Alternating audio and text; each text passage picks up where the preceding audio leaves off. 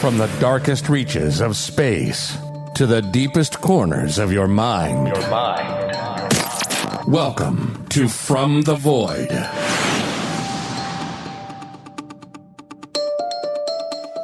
Welcome back to From the Void for the conclusion of my interview with author-researcher Warren Agius on his brand new book, Close Encounters: Exploring the Mysteries of Alien Abductions, where we dig into some of the most compelling cases in history. Welcome to this week's mystery, Close Encounters of the Fourth Kind, Alien Abductions, on From the Void.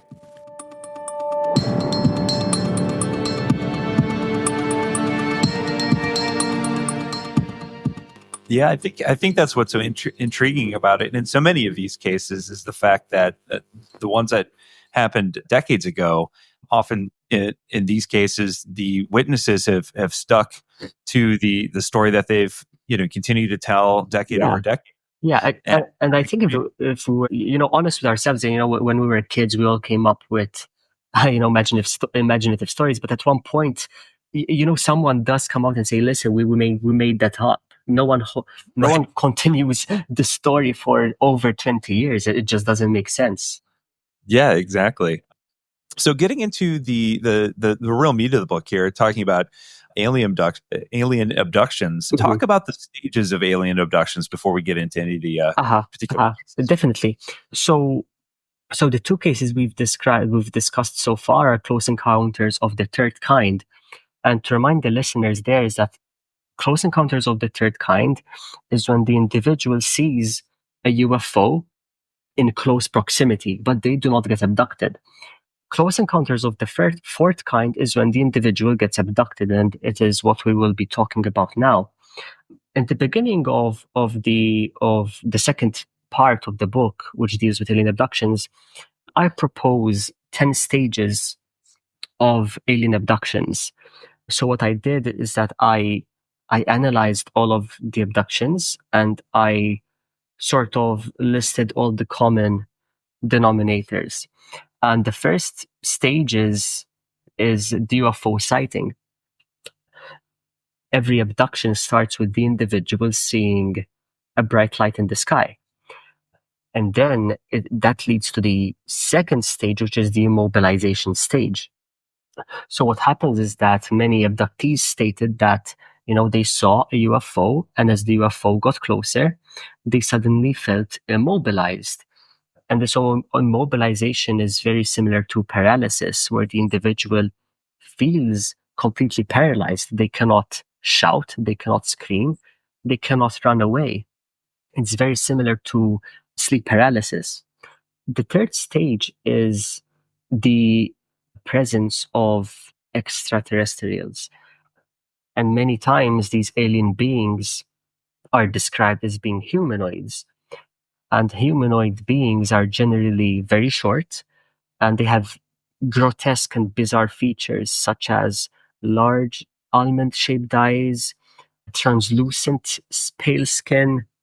There's a lack of ears and a lack of nose. And they look absolutely terrifying. And I say most commonly described because there's a case out there, which I include in the book. It's called the Pascagoula encounter, where the alien does not resemble this description at all. But generally speaking, the appearance is consistent, and it's very sinister. The fourth stage is when the individual gets captured. Apart from getting captured, they are also escorted onto the aircraft. What's also very common is on board the aircraft, the abductees are subjected to experiments. And obviously, there's physical experiments, but more importantly, there's also psychological and spiritual experiments. And I emphasize this a lot throughout the book, that alien abductions are not just about physical experiments, but they're also about an exploration of the human spirit and the human psyche. What I mean by this is that the experiments I'm referring to, the physiological experiments, are about the human body. And generally speaking, these entities want to explore how the human body functions. For instance, in the Betty and Barney Hill encounter, samples are taken, skin samples, rectal samples, so on and so forth. Apart from that, there's also the emotional experimentation. And this is simply my theory that these beings are interested in how humans process emotions, particularly fear and anxiety. And the reason I came to this conclusion was that if you look at the majority of cases, these beings elicit fear and anxiety through their experiments. For instance, Whitley Strieber, they showed him telepathic images of the world burning, his child dying. The same with the Kentucky abductions, where the women were subjected to such fear and such grueling experiments that they wanted to elicit these raw and intense emotions. They're clearly interested in how we process these emotions. The last experiment, which I also found very common, is the exploration of human consciousness, the human psyche. And what's also interesting is that following their abduction, many abductees, they report experiencing a shift in their spirituality, in their consciousness. They become more intrigued in the cosmos. Then there is the sixth stage, which is the return. And here the individual is returned to the place where they had been abducted. More often than not, in the majority of times, in a state of amnesia, which is known as missing time period. And the missing time period is precisely that, a state of amnesia, where the individual cannot recall what took place. As a matter of fact, days go by, weeks go by, months go by, and the individual cannot recall what took place in the time frame where they had been abducted. This is followed by the eighth stage, which is the after effects. And here I list the immediate and intermediate after effects. And many times the abductees realize that something had happened because they start experiencing these ailments for no particular reason. And these include physical ailments such as headaches, nausea, nightmares, which is very common, rectal pain in many cases, but also psychological after effects. Many people start reporting trauma responses, a higher level of anxiety, flashbacks of images which they cannot make sense of, symptoms of depression. And this is what more often than not leads them to seek the help of professionals. In the ninth stage, there is memory retrieval, and many times this happens through dreams and through a process known as hypnotic regression. And what I find interesting is that both when someone is dreaming and when they're under a hypnotic trance, their consciousness is sort of manipulated. And what I mean by that is that when you're dreaming, you do not have control over what comes up. You do not have control over what you're dreaming of. And many times, and the research shows that when you experience a trauma, throughout the day, the conscious mind represses the trauma. So for instance, if I experience a horrible car crash, if I experience a horrible trauma, my brain will automatically repress those memories simply so I can function, simply to protect me. But when an individual is dreaming, obviously that the conscious mind sort of relaxes, and these images, they manifest their way from the subconscious to the conscious state. As well as when the individual is under a hypnotic trance, hypnosis is used so that the individual can access repressed subconscious memories. The 10th and final stage is the state of awareness, when the individual becomes aware that they had been abducted. And many times this happens after their hypnotic regression sessions. And it is at this point that they accept that they had been abducted without their consent by a non-human entity, and they also have been subjected to experiments.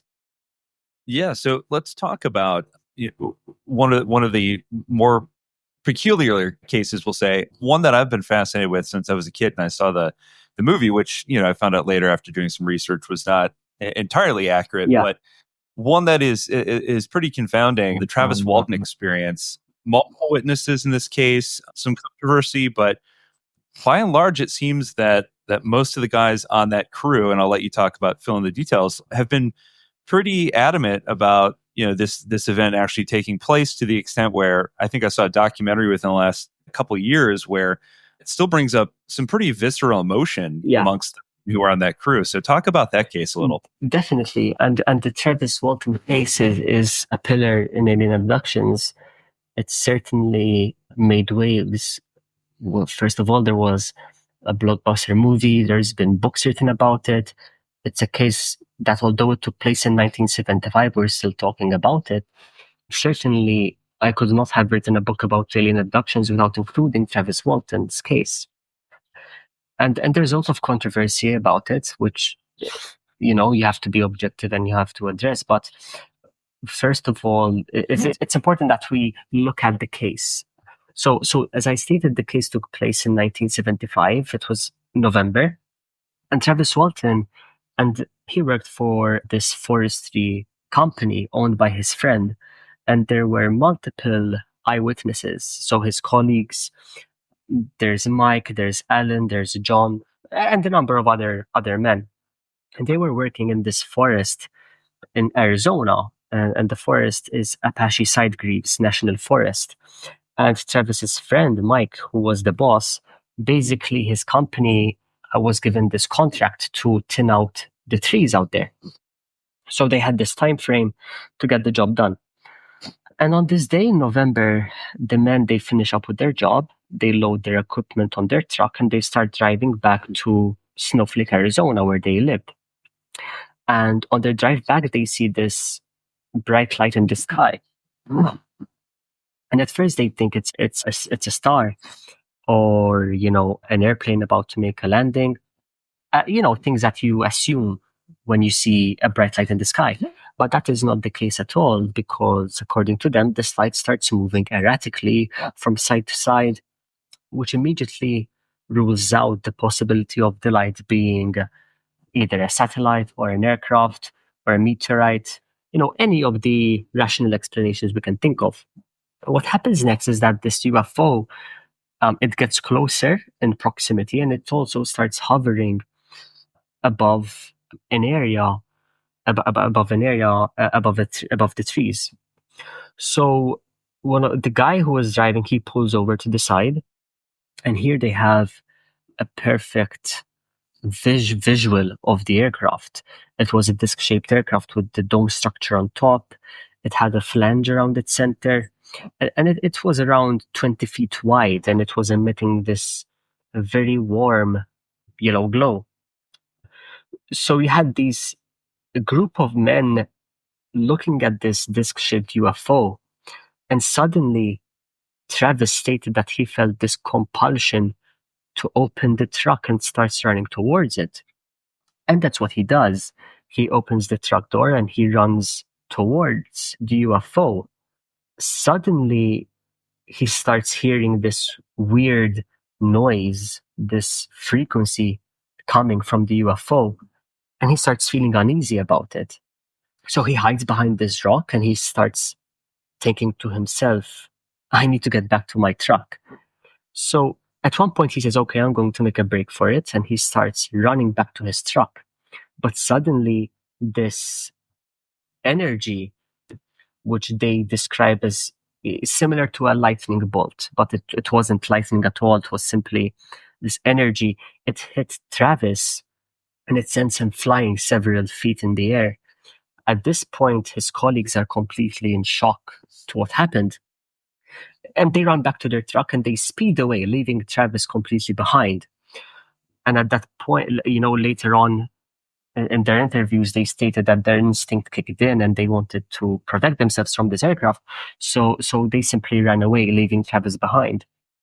A few minutes pass, and the guys start talking with each other. They start asking each other what they had seen. They come up with possible scenarios of what happened. And then it dawns on them that they had abandoned Travis and they had left him in the middle of the forest, injured and completely alone. At this point, they also see a bright light again in the sky, hovering away into the distance. And they ask themselves, could this have been the UFO that we saw? So they drive back into the forest to search for Travis, but he's nowhere to be seen. There's no markings on the floor. There's no burn marks on the floor. there's nothing. So they turn on the lights on the truck. They use their flashlights and they scan the area very quickly, but there's still no sign of Travis. So this leaves them in a dilemma of what to do. The only option left for them is they had to inform the authorities. That's the only thing that they could possibly do. So as they're driving back, they decide between them that they will not tell the police officers that they had seen a UFO, because if they did, the police officers would simply not take them seriously. But that's not what happened. Obviously, it dawns on them if they start concealing facts, it will make them, it's illegal to do that. So they meet up with the sheriff and they tell him exactly what happened. And the first thing the sheriff does is that he goes into the forest and he brings out the search and rescue team, but they still cannot find Travis. So what they did, they inform his mother.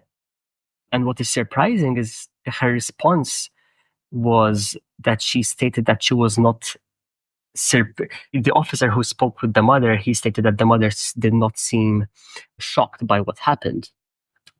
So this is one of the factors which could possibly indicate that there is a hoax, but I will get to that later.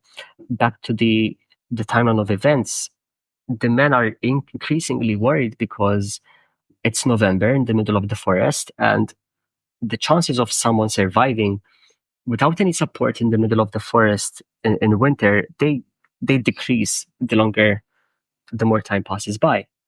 So several days pass by and still no one has heard a word from Travis. The sheriff obviously does not believe that he had been harmed by UFO. He simply believes that there was foul play involved. So he makes the group of men undergo a polygraph test.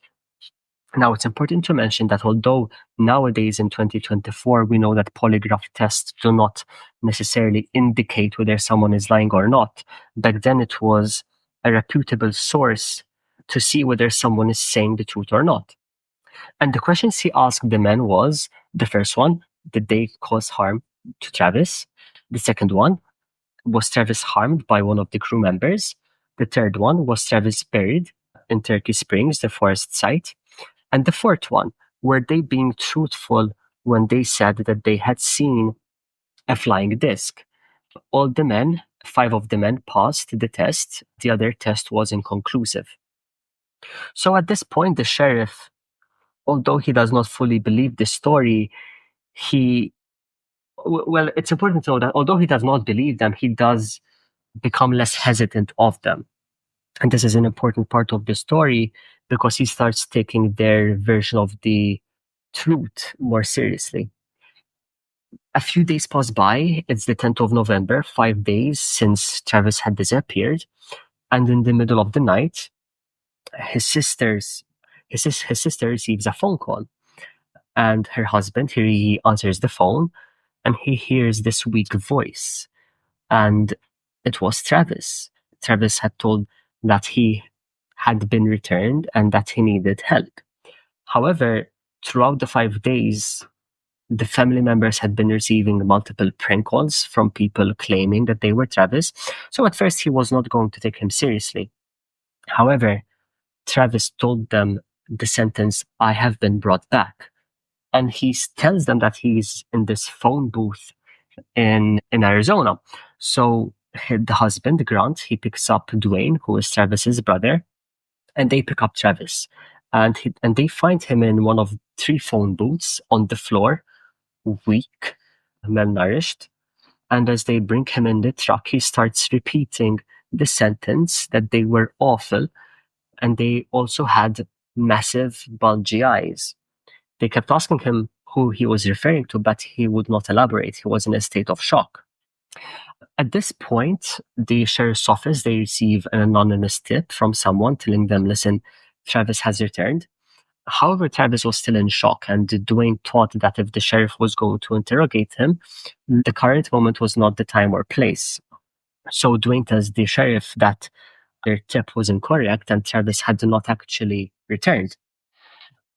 Apart from that, Dwayne takes Travis out of the city. to protect him from the press. As the time goes by, more of what happened starts coming out. The sheriff is still chasing Dwayne, but Dwayne is simply telling him that Travis has not returned yet. And apart from that, Travis is slowly recuperating.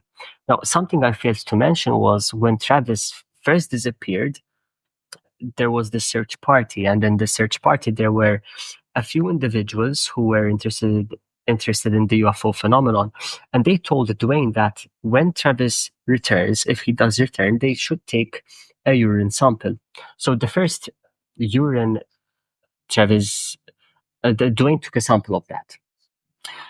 So at this point, multiple days pass by, and the sheriff finally does speak with Travis, and Travis tells him that what happened, and the sheriff sort of drops the case.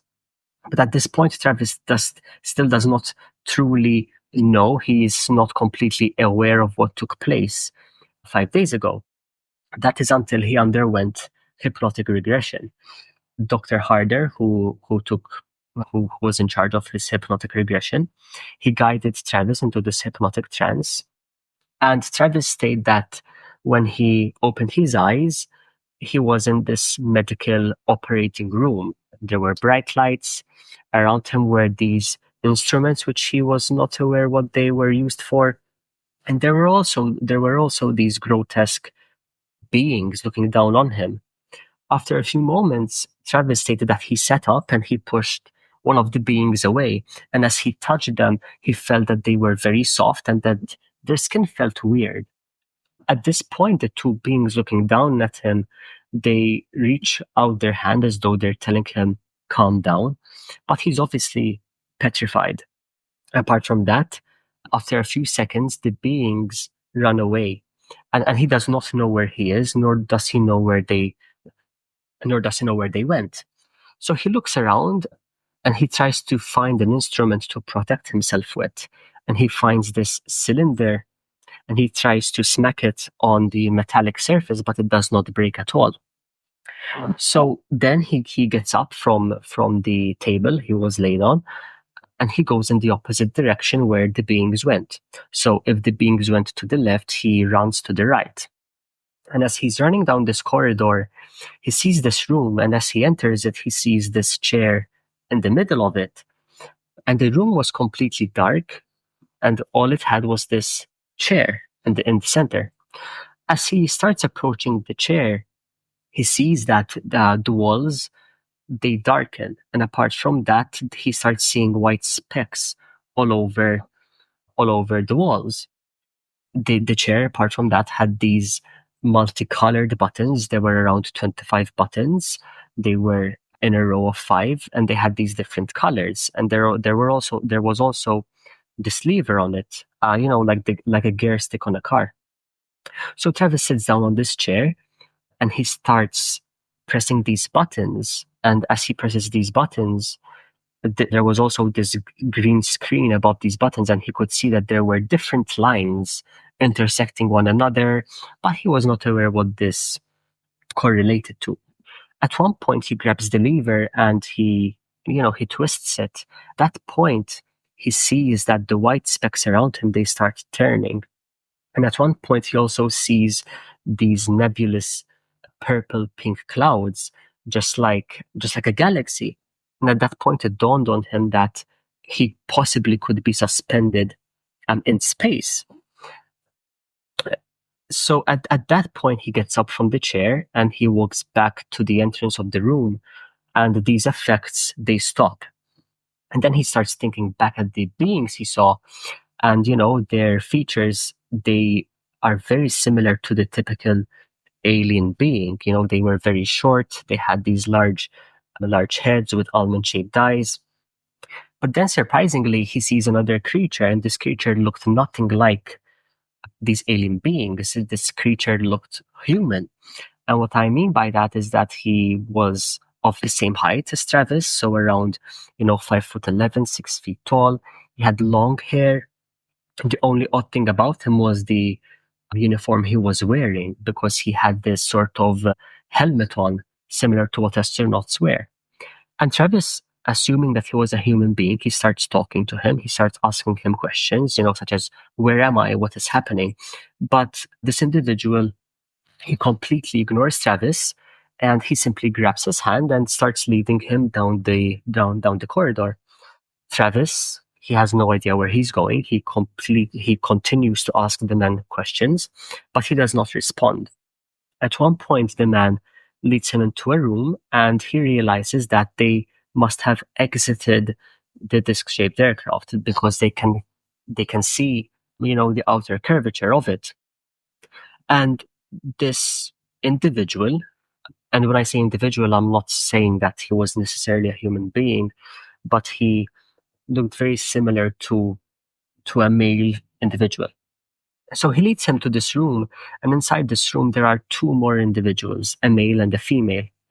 And what they did is that they start pushing Travis down on a table, and Travis resists. But at one point, the female, she puts on this mask similar to the masks they use for anesthesia, and Travis loses consciousness. The next thing he knows, when he wakes up, he's in the middle of the road, but he was not aware that 5 days had passed. From then, Travis, he sees, as he wakes up, he sees this bright orange glow shooting up at the sky and disappearing. And he starts walking, trying to find the phone booth. And that is when he made the phone call. Now, that is Travis's case. And there are, a few things to discuss. First of all, was this a genuine close encounter of the fourth kind, or is it simply a hoax? In the book, I explore both of these hypotheses. And the reality is that there are convincing factors for both of them. So the first hypothesis is, could this be an elaborate hoax? And the reason people believe this is that, first of all, the one factor I found very interesting is that Mike, who owned this forestry company, he had this contract, and they were basically behind on the contract, which means that they were going to lose thousands. The only reason they could be forgiven and not lose thousands is if they had a valid reason, which had nothing to do with the weather. The reason being was that this was already taken into consideration. So they were behind on this schedule. They could not state that they could not work because of the rain. So they had to have this excuse. And interestingly enough, just a week before the sighting, there was this documentary on the Betty and Barney case. So could it be, that Travis and his boss came up with this explanation? I don't know. It could be the case. What's also interesting is that back then, the National Enquirer, which was a newspaper, it ran this yearly contestant of the best UFO case. And interestingly enough, Travis and his friends applied for the competition, and they won a couple of $1,000. So that also could be a reason why they could come up with the hoax. But then there's also a number of factors which indicate that this could be a genuine abduction story. First of all, the fact that there are multiple eyewitnesses, and also the samples which were taken. So something which is not included in many books is the fact that in 2017, 40 or so years after the encounter, samples were taken from the alleged abduction site.